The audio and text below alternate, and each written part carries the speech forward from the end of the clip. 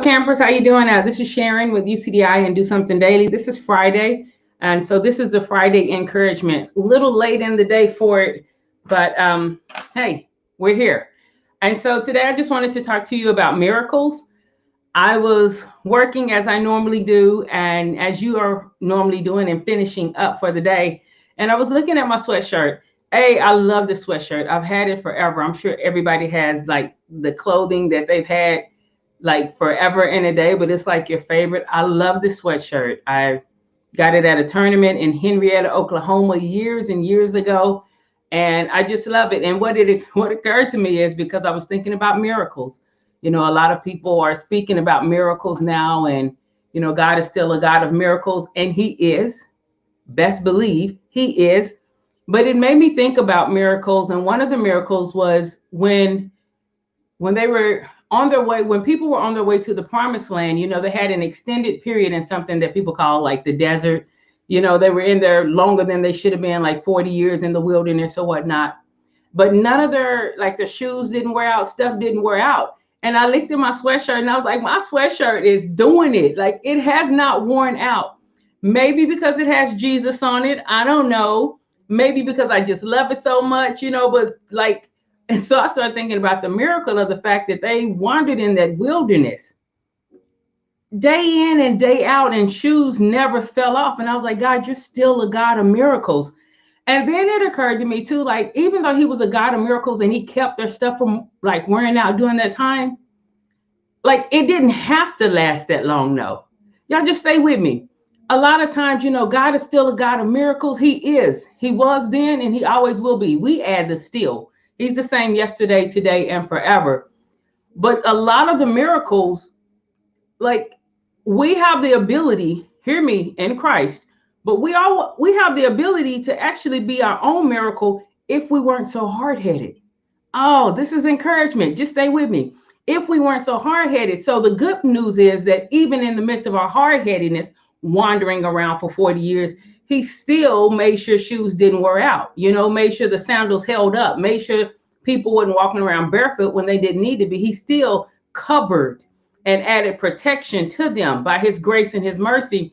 And so then it made me think about times in my life in Henrietta, that when I bought this shirt, I was coming home. I'd been refereeing all day and I was speeding so fast and I was so tired. I've been going from like 9 a.m. to almost 1 in the morning.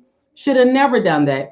And I got pulled over because the guy was like, I was looking for drunk drivers, but I was just that tired. And so, that's like a form of a miracle. Then I thought about when I was in Oklahoma and this woman gave me a car, like a whole car. She gave me a green Jeep. Her name is Dion Dennis. Some of you may know her. If you know her, tell her I love her. Hey, thank you. But she gave me this green Jeep and she was trying to give me money to set me up with the green Jeep to make sure I had the insurance and everything I needed at the beginning. And I was like, no, no, no. And I remember her saying, well, if you don't take it, I'm going to give it to the people next to us because I'm not going to lose my blessing because you're too stubborn. And I was like, what? I'd never had anybody just kind of talk like that to me about receiving. And so I did take it, and she did bless me with the vehicle. But here's the thing. The Lord had given me instructions before I moved back to Tulsa, Oklahoma, on what to do so that my move could be successful. He had told me what to sell, who to give what to give to who. Like, He told me, give your car to this person and sell this stuff to this person. And I didn't do it because somebody told me. I've never heard God say, give away a car. I was new in my walk at that time. And so I didn't give it away out of fear, maybe because the person told me that, counsel, somebody who'd been a Christian longer than I had. So I gave that more stock. I didn't trust that I could hear, clearly. But so God provided a miracle. But the point is, had I done what He said in the jump, that miracle wouldn't have really been necessary. Had the people not been dealing with idolatry and fear and send us back to Egypt in the wilderness, maybe the shoes wouldn't have had to last 40 years. And then I thought about another time where I had a job and I didn't do anything on this one. Like, something I had done prevented me from getting the job. Y'all know that. And some people, I don't even know, just kept going back and forth and they got these waivers. I still don't know to this day who got me the waivers, but I was able to get this job. And this job was so instrumental in my life. It was so instrumental in helping me become a human behavior consultant and recognizing patterns and behaviors and helping people to think on purpose, helping people to not be so stuck in their emotions. That job was critical. It was so critical in the foundation of where God has me today. And that was a miracle that he did on my behalf. And so the last thing I was thinking about with the miracles is the gentleman by the water, the pool.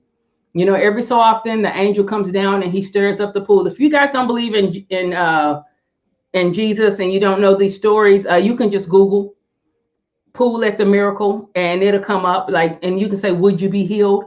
But there was a man who was sitting and he'd been laying there for years and years and years because he couldn't move. And every time the angel would come down and stir the water, miracle properties popped off.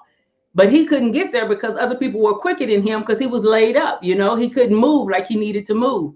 And so when Jesus came across him, he was like, well, I would, but this happens all the time. You know, that's me adding my inflection. I don't know if he was saying it like that, but he said, Lord, every time I want to move, somebody beats me to it. And, you know, it could almost break your heart because every time I want to get what I believe you have for me, God, or every time I want to step into something, something prevents me from being able to reach what I desperately want to reach. You know, and that could like break your heart. There's a lady now, she's doing a teaching on cages with cage potential. Every time I want to hit this moment, something prevents me from hitting the moment. And maybe you're listening and maybe something's preventing you from hitting the moment. Or maybe you think that only that one thing is your only way to get to that moment. But God is a God of miracles, right? And he's never been limited on how he can move. He's never said, I can only go through the front door. I can only go through the side door. I can, you know what I'm saying? God is like, well, let them down through the roof, if that's what's up. But anyway, in that case, where the gentleman was like, every time I want to get to this thing and I so want to get it, I see it. I'm watching people get their miracles year in and year out. I'm watching them get healed. I'm watching them get this thing that I long for so much. And you know what Jesus said? He didn't say, well, you know what? Next time you'll be the first one to go in, or I'm going to scoot you closer or anything. He asked the man, he said, would you be healed?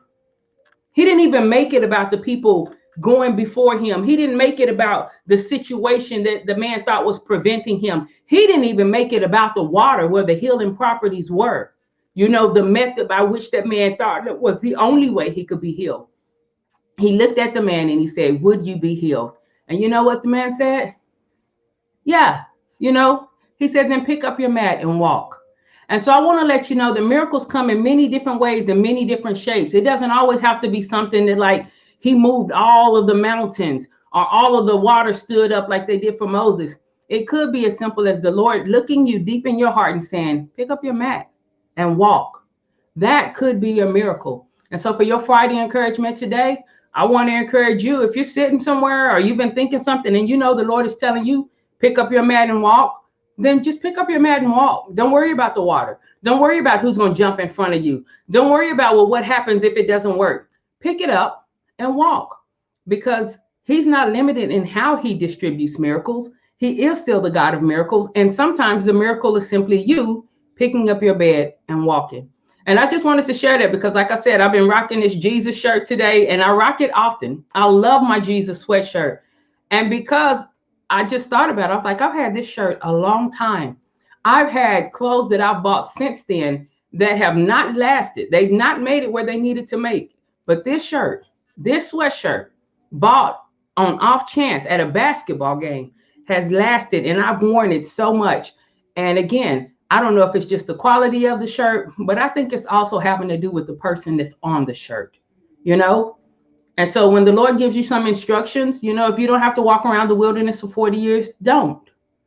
If he gives you a way that will prevent you from having to need a miracle, go ahead and walk in that way. That's a form of a miracle too. It's just maybe not as fantastic or sensational as other miracles. You know, maybe your leg doesn't grow out. Maybe he doesn't heal you from cancer. Maybe he just gives you the grace to eat healthy and make sure that you have the alkaline, the things that's needed in your diet. I don't know. I'm just saying. He's still the same yesterday, today, and forever. He does still do miracles, and we shouldn't limit in how those miracles come. So y'all be encouraged today. I pray that if you need a miracle, that you're able to line up, or I don't even know if it's line up, you know, because there were people he healed who was all the way out of line. So whatever you need, I do pray and hope on this Friday encouragement that you get it. And I hope that all of us realize that God is not limited in how he can reach us and how he can move in our life. You know, he's not limited in that. Have faith that he's not limited and it can happen in any way, shape, and form, whether ravens are bringing you food or whether some widow is making cakes for you, whatever it is, he's still able and he's still willing. And my hope is that you are still able and willing to receive what he says. Again, y'all be safe. God bless. My name is Sharon with UCDI Leadership. Do something daily. This has been Friday Encouragement. And thank the Lord for my sweatshirt, for my shirt. All right. I don't see any questions or comments. Feel free to share this video. I will see you guys next week, unless you're watching Knowledge or Nonsense. And if that's the case, I will see you tomorrow morning. Ta-ta.